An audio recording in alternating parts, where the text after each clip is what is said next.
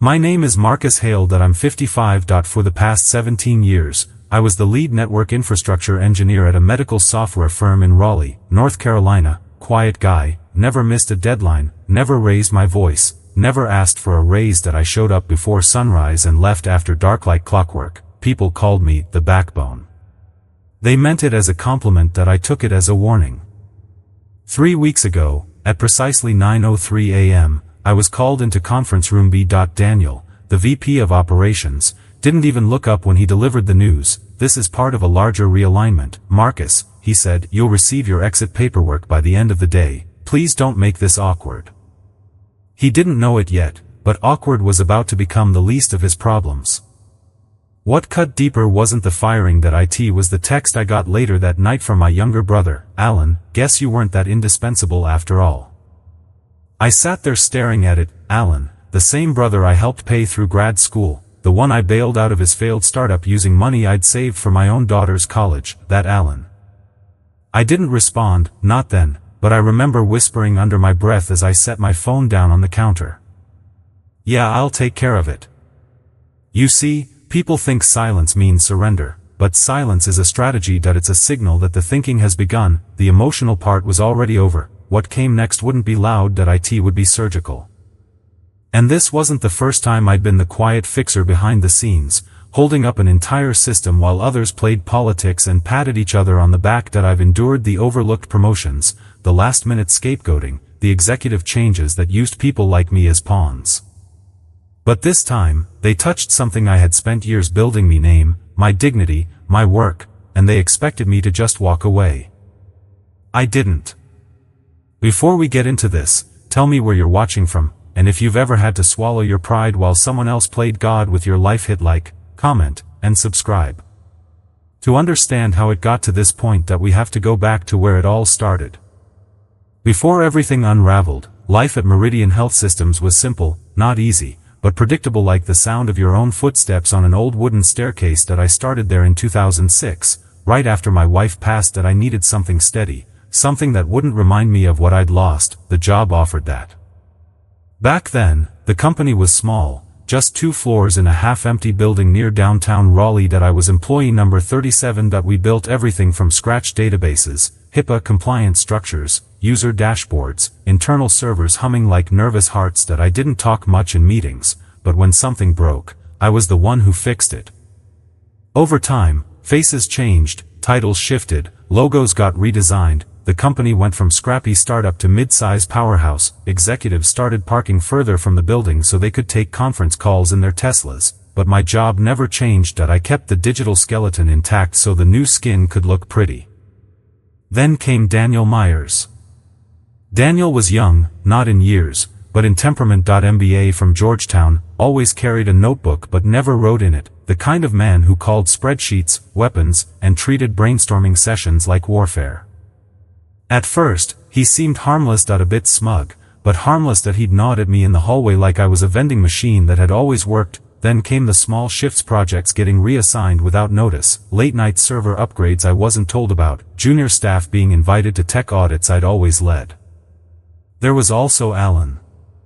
My brother had landed a consultant role at Meridian 2 years before Daniel arrived. I vouched for him, told HR he was smart, resourceful, driven, and he was all those things. But he was also ambitious in the way acid is ambitious, eats through anything it touches if you don't handle it properly.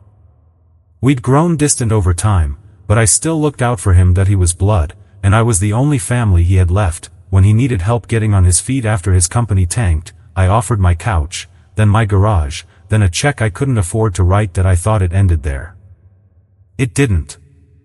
Looking back, I should have seen it sooner. The closed-door meetings between Daniel and Alan, the budget discrepancies, the hiring freeze that somehow didn't apply to Alan's outsourced support team.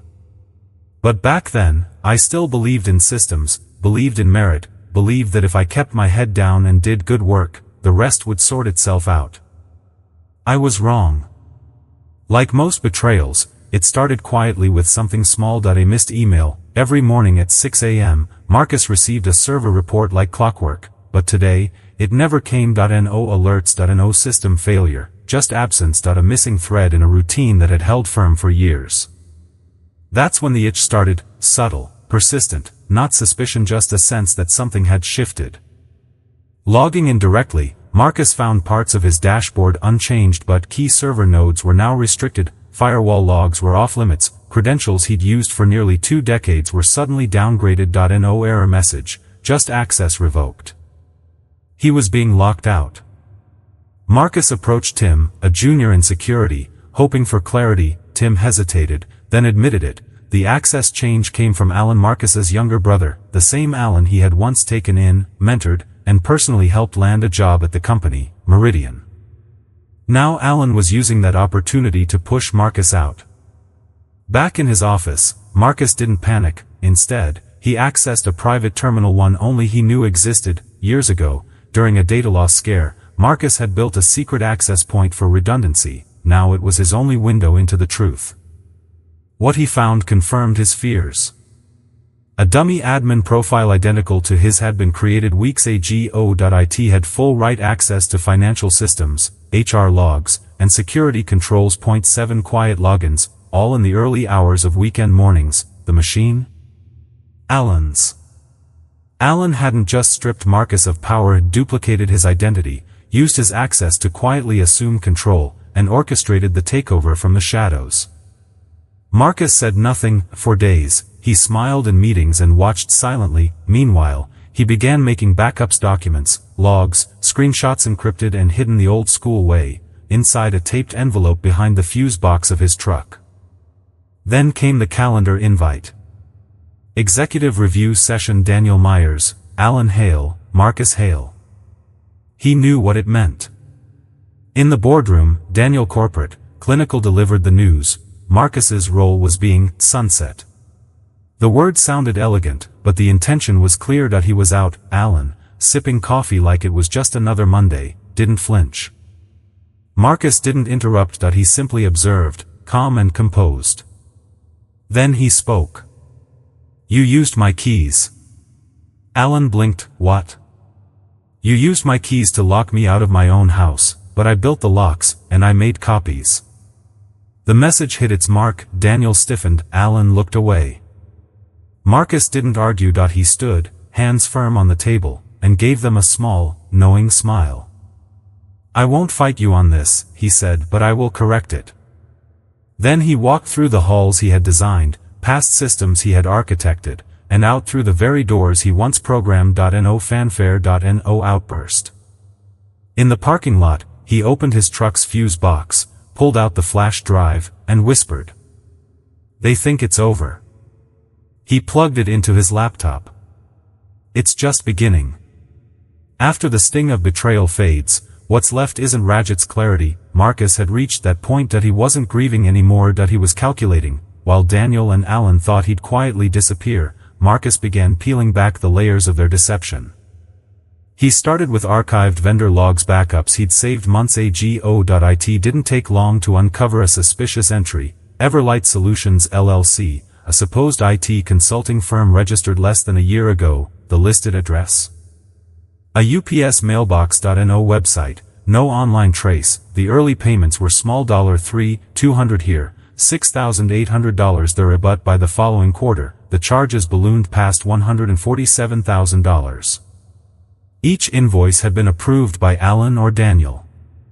But that wasn't the most damning part. The cloud integration upgrades Everlight billed for didn't exist in any of Meridian's system logs. There were no code changes, no infrastructure upgrades, no internal tickets. Marcus checked badge access logs. Alan had been on site during each financial approval, always late at night, after hours. Alan wasn't working. He was laundering money. Marcus dug deeper. A search of the business registry showed Everlight was owned by a shell company, Kestrel Ventures, which traced back to a man named Derek Ames. No online footprint, but Marcus remembered him, Alan's old college roommate. Alan had created a front company, funneled corporate funds through it, and had a stand-in collect the cash. This wasn't just a power grab anymore. It was criminal. Marcus turned to an old ally, Noah Griggs, a cyberforensics expert and former Army comrade. He gave Noah a simple ask: scrub the LLC, trace everything. Noah didn't need details. He just delivered results. Meanwhile, Marcus analyzed the behavioral side. Daniel had always looked down on quiet contributors that he favored suits, soundbites, and visibility that he never understood Marcus's silence and that made him blind to it. Marcus found that Daniel had forged internal documentation using Marcus's credentials likely lifted from HR systems. Using Marcus's identity, they had routed funds to Everlight and then pushed him out, hoping the trail would die with his departure.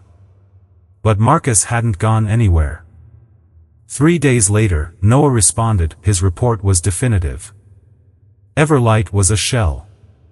Funds were transferred from Meridian to Everlight, then into Alan Hale's personal checking account. Badge logs confirmed Alan had cloned Marcus's ID and used it to authorize those transactions. This wasn't just fraud, it was identity theft.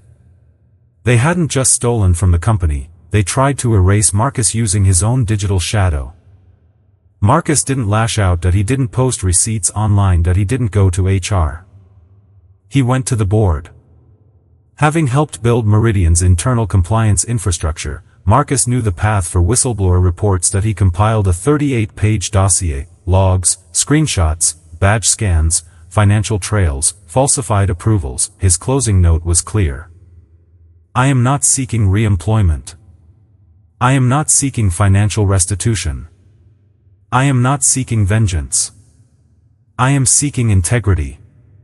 What happens next defines whether this company deserves to survive. He encrypted it, uploaded it, and waited. Silence. The kind of silence only bureaucracy can produce. But Marcus wasn't done. He decided to make them sweat. He anonymously sent Daniel a single image, a redacted invoice with Everlight Solutions circled in red.no subject line.no message.no name. 5 minutes later, Daniel requested an emergency finance committee review. And just like that, the quiet fuse Marcus had lit finally reached its flame. It had begun. There's a kind of silence that doesn't set light stalks, and for Marcus, silence became his greatest weapon. After sending the anonymous Everlight invoice to Daniel, the impact was immediate. Daniel canceled meetings and initiated an emergency finance review. Confusion spread across the company, whispers filled hallways, but only Alan understood the depth of the threat, and not knowing who was behind it drove him mad. Marcus wasn't interested in confrontation or attention, that he wanted exposure, slow and irreversible. So he took his investigation underground literally. He set up shop in a quiet corner of a public library, using a wiped laptop and a bootable OS, completely detached from any traceable digital identity. Through a VPN routed across 3 continents, he built his second strike. This time, his target wasn't internal. It was Garnett and Thornwell, Meridian's external audit firm. Every quarter, they validated Meridian's financials. Marcus submitted an encrypted whistleblower packet through an anonymous channel. His message was concise, factual, and cold. Suspected vendor laundering through a shell entity named Everlight Solutions. Potential executive conflict of interest. Falsified approval chains, see attached logs. No names. No accusations, just enough evidence to raise flags. It worked. Within 2 days, Garnett and Thornwell requested supplemental financial disclosures from Meridian. Then, the dominoes started falling. Alan stopped showing up citing the flu. Daniel canceled a company-wide town hall. Janice, the CFO's longtime assistant, resigned without warning. Behind closed doors, the walls were crumbling. But Marcus wasn't done. He needed Motivia confession. Paper trails can be spun, but audio is harder to deny. So, Marcus baited Alan using a burner phone and voice masking software. He posed as a bitter IT employee named Chris, claiming that billing anomalies had triggered a system sweep. Alan hesitated but cracked. I didn't create the process, he admitted. I just handled the logistics. IT wasn't my idea.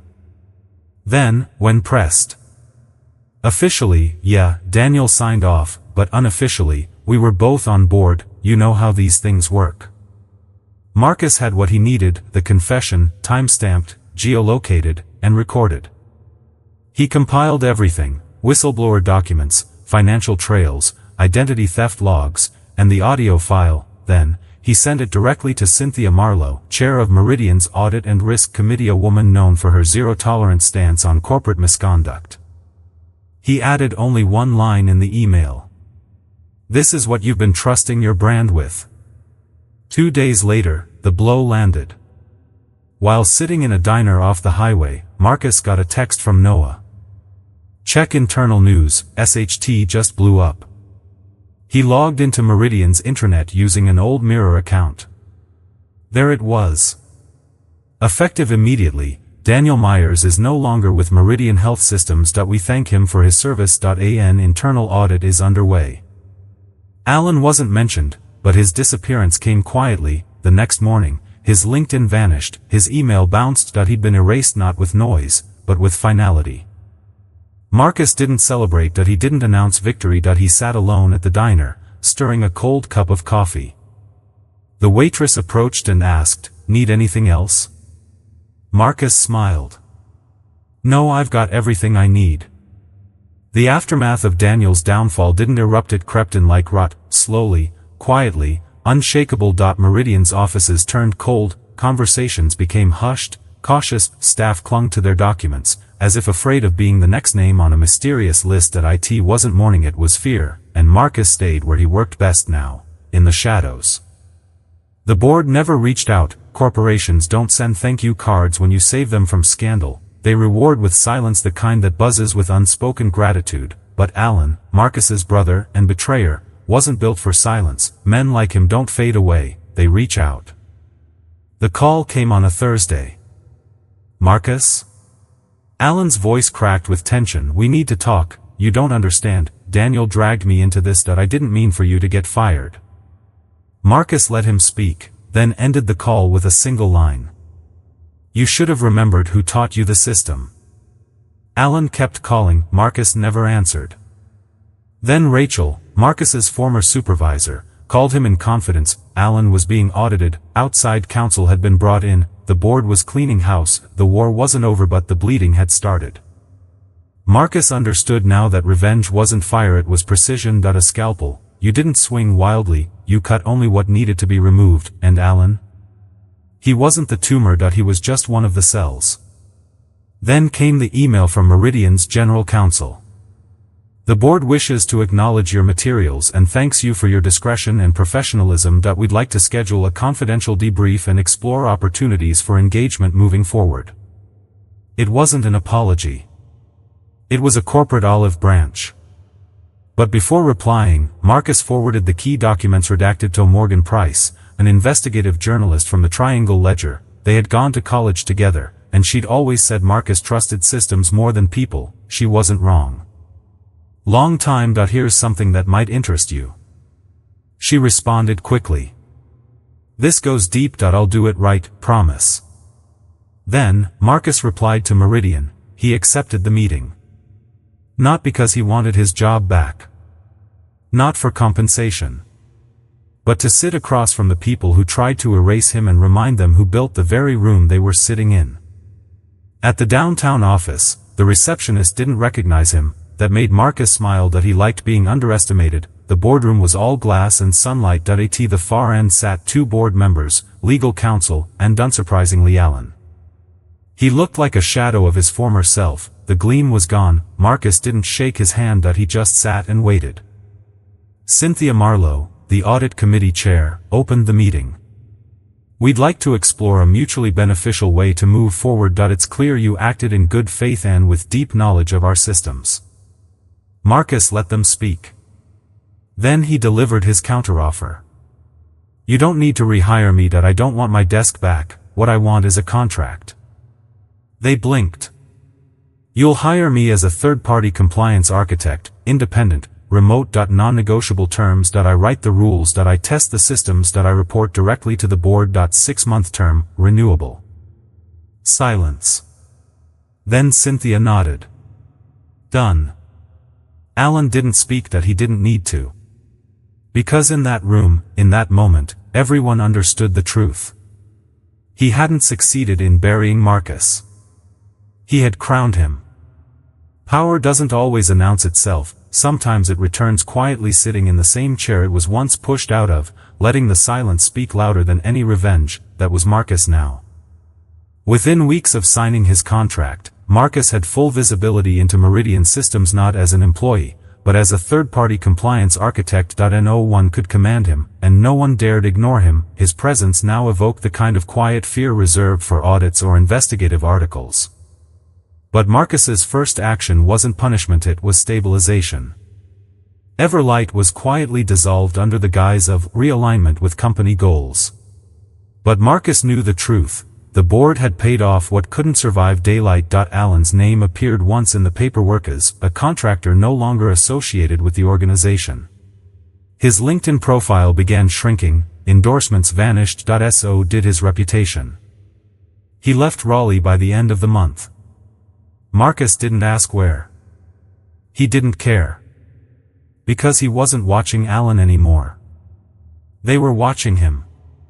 From the moment Marcus walked back into the building, the tone shifted. Engineers who once avoided him stood straighter, executives phrased comments as questions. HR stopped sending form emails, they started calling. Everyone recognized, he wasn't just back, he was the reckoning. And then came the article. Morgan Price delivered. Her exposé, The Shadow in the Server Room, went live 3 weeks later. It never named Meridian, but it didn't need to. The industry knew. The piece painted Marcus not as a whistleblower, but as a quiet system savior, someone who didn't just respond to corruption but preempted it. The article exploded. LinkedIn feeds, tech forums, industry Slack groups lit up. CIOs shared it in morning briefings. 3 companies reached out within a week, offering Marcus full autonomy to build audit systems like the one he implemented at Meridian. 1 was a direct competitor. He turned them all down. Not out of pride, but because he wasn't finished at Meridian. He hadn't returned for revenge. He'd returned for reform. He pitched a total infrastructure reset. New compliance protocols. Mandatory oversight of all executive expenditures. A permanent ethics firewall. No more Daniels. And no more Allens. The board passed it unanimously. That's how Marcus knew things had changed. The very people who once voted him out were now approving every policy he introduced without resistance. Well, almost everyone. One VP Tucker resisted, quietly, with snide comments, subtle workarounds, and passive-aggressive meeting schedules. Marcus didn't lash out. He watched. Tucker wasn't corrupt, just arrogant. He thought the old way would return, that once the buzz faded, the company would go back to its old tricks, sleek decks hiding rotten foundations. So Marcus let him believe that. Until Tucker tried to schedule a meeting without Marcus on a topic Marcus had created. Marcus didn't react. He sent a calm email to the board with the meeting agenda, attaching his original framework proposal. He highlighted the overlap in red. 10 minutes later, meeting cancelled. An hour later, Tucker called. "I didn't mean to step on anything," he said, voice tight, nervous. Marcus answered with one line. "Then don't move anything that isn't yours." Tucker never tested him again. By now, the story had gone beyond Meridian. Recruiters started using Marcus's case as an internal training example. Tech podcasts referred to his work as the Hale method. Former interns messaged him, shocked, "Wait, Yuri, that Marcus Hale?" He never responded. Because he didn't need recognition. His goal had never been applause. It was order. And now, he had it. The systems were tighter. The boundaries were respected. The predators were still. Because the man they once ghosted had become the one holding the map. Control isn't always taken, it's surrendered, slowly, out of desperation, out of fear, and sometimes, out of the simple realization that the game is no longer winnable. Allen surrendered in pieces. The last time I saw him was unplanned. I was walking out of a cafe near Glenwood South, coffee in hand, when I heard someone call my name, not loudly, not with confidence, but with the brittle sound of someone hoping to be heard just once more. I turned. He looked different, dressed down, facial hair uneven like he hadn't cared much lately. He walked toward me with none of the swagger he used to wear like cologne, his shoulders were hunched, like someone waiting for a verdict. "Marcus," he said, "I didn't know you were still in Raleigh." I said nothing. He tried again, "I've been trying to get in touch. I figured you blocked me." I let him keep going. I wanted to say I'm sorry that I didn't know it would go that far, Daniel. He told me it was just temporary, that it'd look bad to have too many people with overlapping admin access, that if I didn't help him streamline it, I'd be out next. I took a slow sip of my coffee, watched him squirm under the weight of his own voice. He kept talking. "I didn't know he'd set you up. I didn't know about the forged approvals. I just thought it was redundancy management. It got out of hand. That was the part that struck Menet. I'm sorry I betrayed you. Not, I regret what I did. Just, it got out of hand." I finally spoke. My voice was calm, not sharp, not accusing, just cold enough to remind him that I wasn't the brother he used to know. "You didn't fall into a trap," I said. "You helped build it, and then you waited to see if I'd die in it before you said anything." He winced. That was the first honest expression I'd seen on his face in years. "I lost everything," he said. I nodded. "So did I. Difference is I rebuilt mine." He looked at the ground, then back up at me. "Do you think we'll ever talk again?" I didn't answer. I walked past him, not in anger, but with the same quiet certainty of someone who no longer owed explanations to people who burned the bridge while they were still on it. Alan didn't follow. He never reached out again. That was the end of him. But Daniel, he didn't vanish so easily.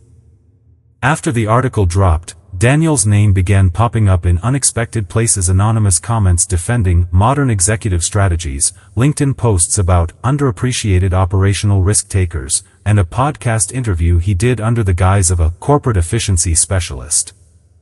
I watched it. The host asked him about leadership accountability. Daniel chuckled and said, "Accountability's a myth created by people who never made decisions under pressure." That clip went viral. Not in the way he wanted. The backlash was swift.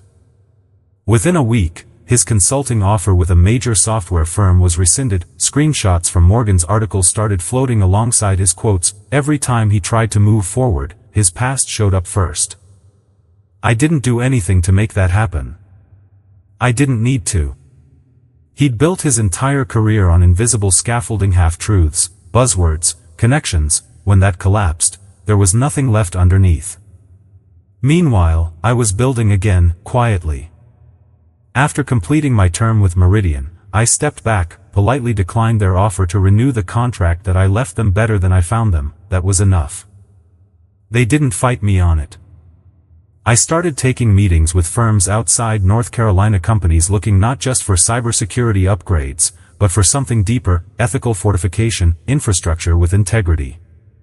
People began saying things like, "We need someone like Marcus Hale."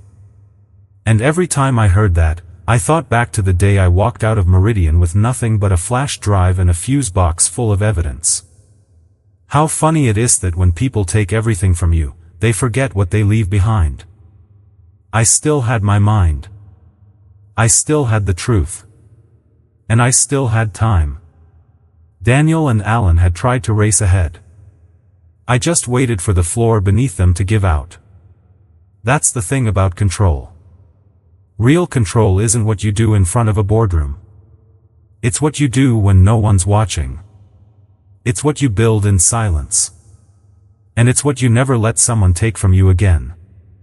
You might expect a triumphant feeling at the end of a long battle, but for Marcus, it wasn't victory or peace. He felt that it was stillness, clear air where smoke used to be. E.no grand celebration. No dramatic finale, just the quiet that follows when the noise finally dies down.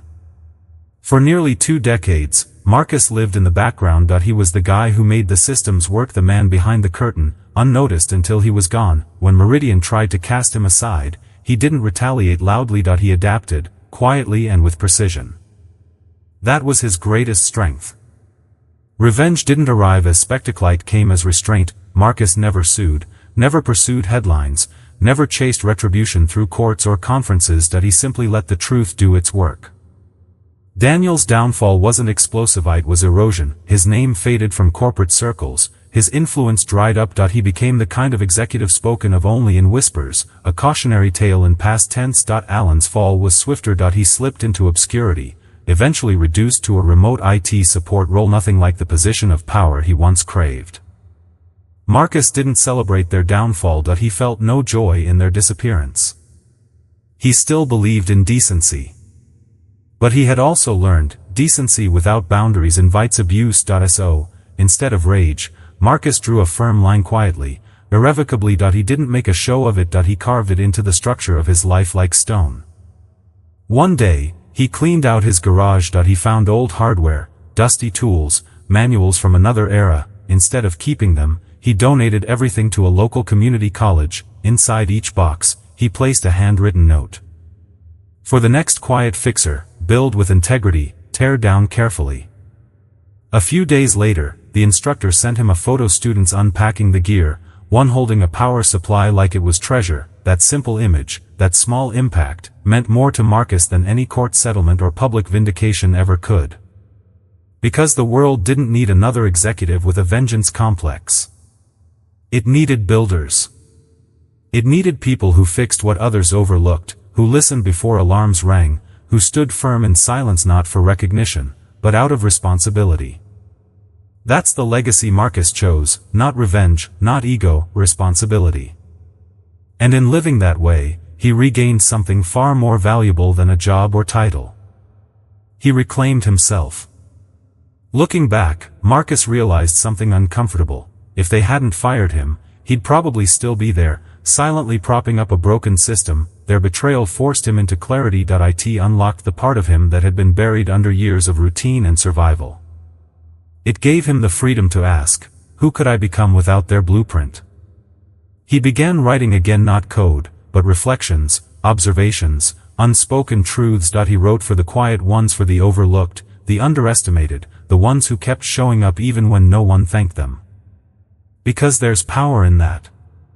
There's power in not needing revenge. In knowing you could destroy someone and choosing, instead, to evolve. Not to save them, but to save yourself. So no, Marcus didn't get the kind of revenge you see in movies. He didn't embarrass his enemies in public. He didn't release footage or leak stories. He didn't burn it all down. He did something far cleaner. He made himself undeniable. He rebuilt everything they tried to erase. And then, quietly, he ensured that no one like them would ever hold that kind of power again. That, he realized, was the purest revenge of all. My days are different now. They begin not with alarm clocks or status reports, but with light through the blinds, the smell of fresh coffee, and the absence of noise, the kind of absence that feels earned. I don't rush anymore. I don't sit in traffic. I don't fill my time with things that look important but mean nothing. Instead, I've built a rhythm that belongs to me. 3 mornings a week, I volunteer at a small tech outreach center, nothing fancy, just donated laptops, recycled monitors, and a handful of students who never got a seat at the table. I teach them things that won't show up on a certificate: how to think clean, how to trace logic backwards, how to build systems with humility. The first thing I tell them is this. Code is like character, you can trick it for a while, but eventually, the bugs show. Some of them nod, some don't get it yet, but they will. And I'll be here when they do. I still consult, but only for companies that understand the difference between growth and greed, startups that care more about stability than speed, teams who want someone to ask hard questions, not just say yes. I say no a lot more than I used to. No to empty projects. No to inflated titles. No to places that remind me of what I escaped. And strangely, saying no has opened more doors than saying yes ever did. People reach out not because they want a resume, they want a reputation. They want someone who's walked through fire and didn't become ash. Someone who walked out sharper. Quieter. Unshakable. Every now and then, I still drive past the old Meridian building. The signage has changed. So have most of the people inside, but the bones are the same. I sometimes wonder if anyone in there knows who designed the network that still carries their data every second of every day. Probably not. And that's okay. I didn't build it for recognition. I built it because it was right. That part of me never changed. But something else did. For the first time in my life, I'm not trying to prove anything. Not to a boss. Not to a brother. Not even to myself. I've learned that quiet isn't weakness, it's precision. That dignity is louder than vengeance, if you're patient enough to let it echo. And that the most dangerous kind of man is the one who no longer fears being alone with his own thoughts. Because he's already lived through the silence. Already learned how to sharpen it into something powerful. And already proven, to himself and to the world, that he can lose everything and still build something better.